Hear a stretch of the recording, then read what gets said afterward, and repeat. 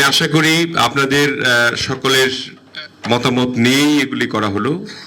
যদিও আমাকে দায়িত্ব দেওয়া হয়েছিল যে বিষয়গুলিতে, সেটাও আমরা সর্বসম্মতিক্রমে আমরা এই দায়িত্বগুলি বন্টন করলাম।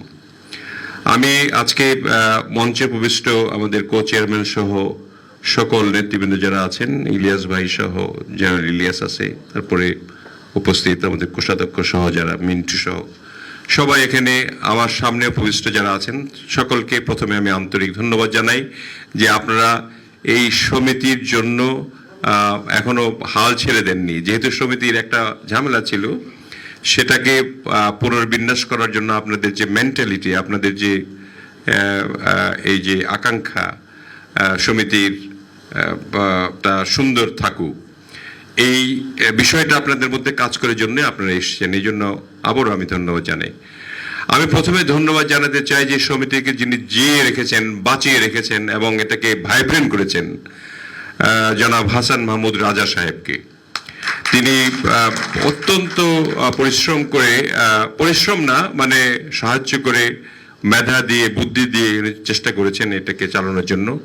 তাকে হয়তো অনেক সময় মিসগাইড করা হয়েছে এবং মিসগাইড করে এই সমিতিটিকে অনেকের মধ্যে একটা প্রশ্নের সম্মুখীন হয়েছে যে এই স্বচ্ছতার সাথে সমিতিটি চলেছে কিনা। কিন্তু এখন সমিতিটি যাতে স্বচ্ছতার সাথে চলে, সেই জন্যে আপনারা এই পুনর্নির্বাচনটা আবার করেছেন, যে যাতে করে একই মানুষ সারা জীবন ধরে একটি পদ ধরে না থাকে। যেমন আজকে তারিকুল আজম ভাইয়ের কথা যেটা বললেন তিনি, যে আমি হয়তো একটি বার থাকলাম, পরে পর্যায়ক্রমে নতুন কাউকে নিয়ে আসা আর কি, যারা কর্মক্ষম এবং কম্পারেটিভলি ইয়াং। মানে আমাদের তো বয়স হয়ে গেছে, আস্তে আস্তে আমরা রিটায়ার করব, উপদেষ্টা হব, এবং নতুন যারা আছে কাজ করতে পারবে তারা এই এক্সিকিউটিভ বডিতে আসবেন। এটাই হলো মানে আমার আশা জামালপুর নিয়ে। জামালপুরের অনেক কাজ হাসান মাহমুদ রাজা সাহেব সভাপতি থাকা অবস্থায় করেছেন, যে কাজগুলি আমরা গণ অভ্যুত্থানের পরে আর করতে পারিনি। আমাদের মধ্যে বিভক্তি ছিল, দ্বিধা ছিল, দ্বন্দ্ব ছিল, সেগুলো নিরসন অলমোস্ট হয়ে গেছে। আজকে তো সম্পন্ন হলো কমিটি, এবং এরপরে পর্যায়ক্রমে যখন আমাদের বনভোজন, আমাদের আদার্স যে মিটিং, কালচারাল ফাংশন, মানসিক কম্বল বিতরণ থেকে আরম্ভ করে যা যা আমরা করে থাকি আর কি, এগুলি যাতে এখন থেকেই শুরু হয় আর কি।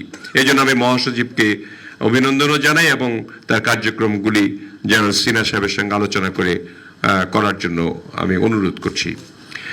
আমি এই জন্য জেনারেল সিনহা সাহেবের কথা বলছি, কারণ আপনারা জানেন যে আমি রাজনৈতিকভাবে নিজেকে সম্পৃক্ত রেখেছি এবং একটা বৃহৎ দলের কোষাধ্যক্ষ হিসেবে কাজ করছি, এবং অনেক কাজ সারাদিনে এই গণ অভ্যুত্থানের পর থেকে আমার মনে হয় কোনোদিন 5 ঘন্টার বেশি ঘুমাতে পারিনি।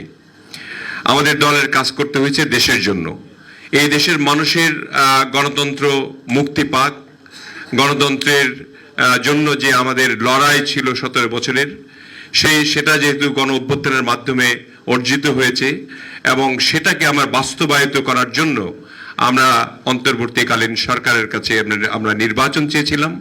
যে নির্বাচন তারা শেষ পর্যন্ত আমাদের প্রধান উপদেষ্টা এবং আমাদের দলের প্রধান জনাব তারেক রহমানের সঙ্গে আলোচনা সাপেক্ষে নির্ধারণ করা হয়েছে ফেব্রুয়ারির প্রথমার্ধে।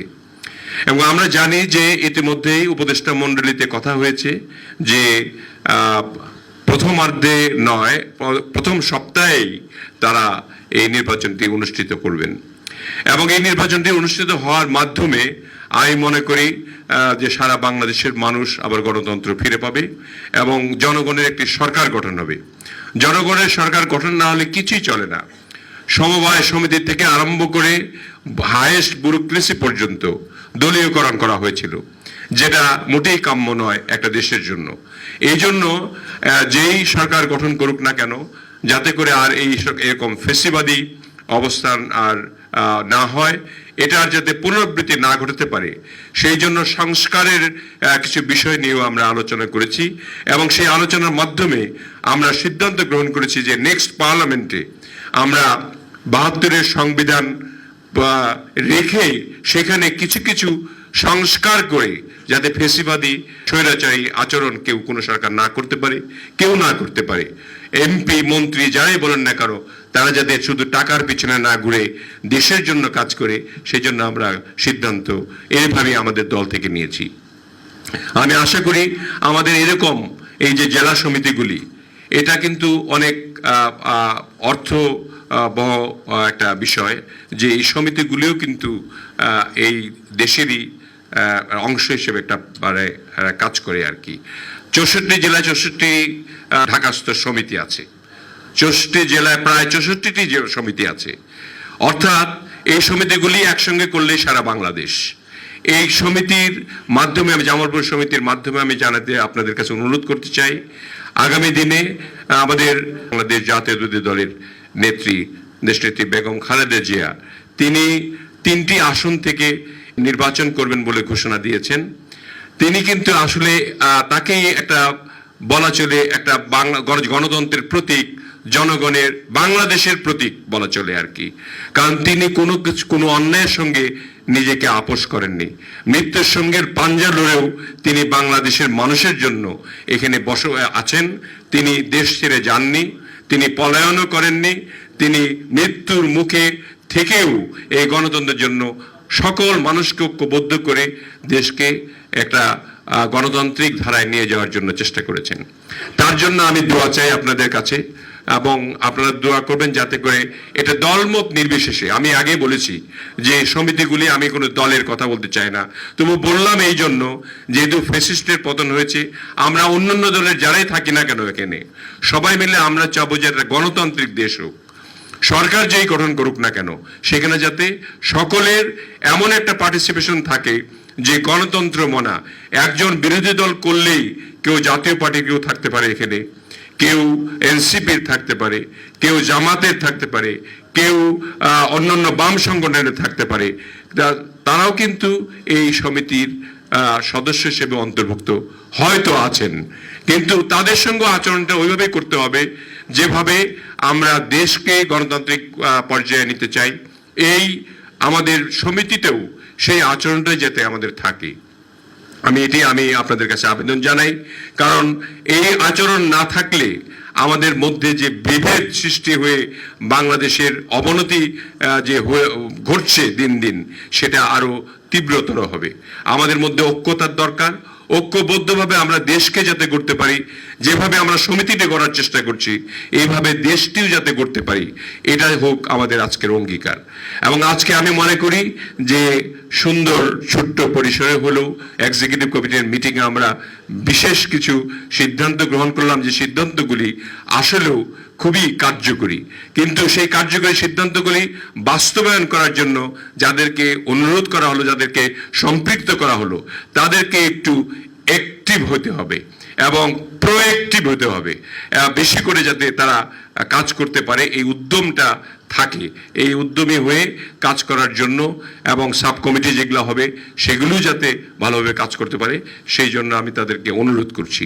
আমি বিশেষভাবে অনুরোধ করছি আজকে জেনারেল সিনহাকে, কারণ আমার নির্বাচনের জন্য আমার একটু দৌড়দৌড়ি করতে হবে। আপনারা জানেন সবাই যে এখন মানুষের কাছে তো যত কাজই করেন না কেন আপনি, তারপরে ভোটের জন্য না গেলে মানুষ তো একটা দিন তারা যে দেশের মালিক, জনগণ দেশের মালিক, এটা তারা প্রমাণ করতে পারে একটি দিন, সেটা হলো ভোটের দিন। যে আমি আমার ভোট আমি যাকে ইচ্ছে তাকে দিব, আমার ইচ্ছা মতো আমার মনোনীত মানুষকে আমি সংসদে পাঠাবো, এটাই একটা অধিকার তার, যে সে যে এই দেশের মালিক। তো আমরা তো সবাই দেশের মালিক এক একজন, সেই মালিকের সেই দিনটির জন্য, ভোটের দিনটির জন্য আমি দোয়া চাই।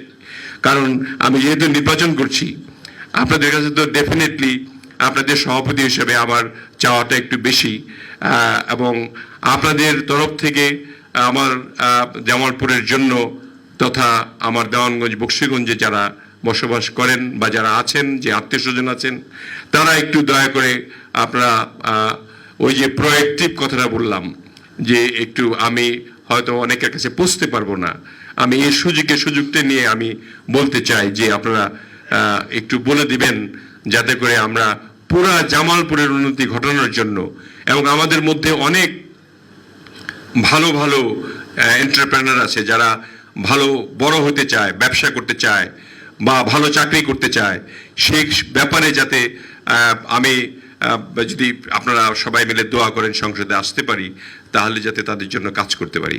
এই জন্য আমি আপনাদের কাছে এই আবেদনটাও রাখলাম। আর সমিতির ব্যাপারে যেটা সিদ্ধান্ত হলো, আজকে থেকে যাতে কার্যক্রমটা শুরু হয়। আমরা টাকা তুলতে পারছি না, আমরা কাজ করতে পারছি না, আমরা নিজের ভবনে যেতে গিয়ে নিজেদের যে মিটিংগুলি করতে পারছি না, এর পরবর্তী মিটিংগুলি যাতে ভবনে হয়, এবং হ্যাঁ এটার ব্যবস্থা হবে আমাদের সভাপতি সাহেব, আমার অবর্তমানে, অথবা আমাদের, আমি বলবো যে উনি সভাপতি, আসলে মানে আমি নামে সভাপতি, আসল সভাপতি জেনারেল সিনহা।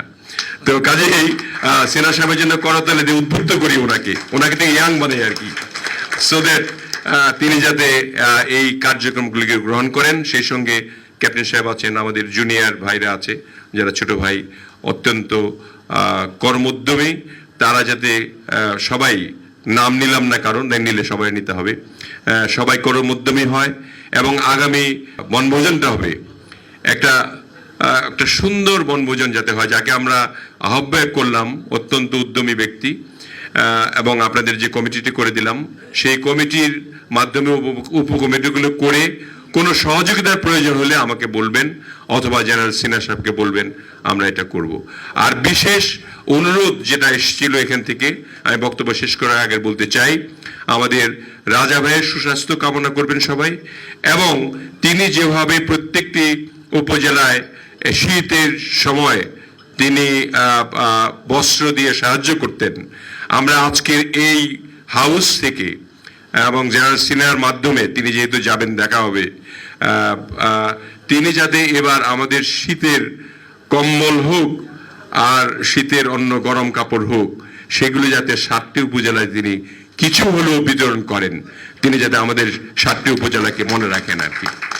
এবং আমাদের তরফ থেকেও আমরা চেষ্টা করব, সমিতির তরফ থেকেও, সমিতির ফান্ড থেকেও আমরা চেষ্টা করব প্রত্যেকটি উপজেলার প্রেসিডেন্ট সেক্রেটারি যারা আছেন তাদেরকে কিছু কিছু সহায়তা দেওয়ার জন্য, এবং আমাদের প্রত্যেকটি উপজেলা থেকেও সহসভাপতিগণ আছেন এখানে, তাদের মাধ্যমে আমরা এই কার্যক্রমটি সমস্ত জামালপুরের জন্য সম্পন্ন করতে চাই। আপনাদের সকলকে অনেক ধন্যবাদ, সাংবাদিক ভাইরা ধন্যবাদ, আপনারা এসেছেন আমাদের ছোট্ট পরিসরটা কভার করার জন্য, এই জন্য আপনাদেরকেও অসংখ্য ধন্যবাদ।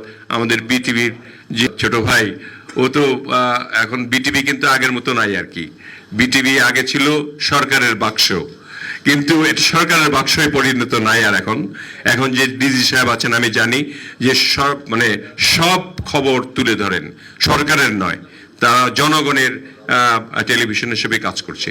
তো আমি সকলকে ধন্যবাদ জানাই, সকলের প্রতি আবার শ্রদ্ধা, ভালোবাসা, শুভকামনা করে আমি আমার বক্তব্য শেষ করছি।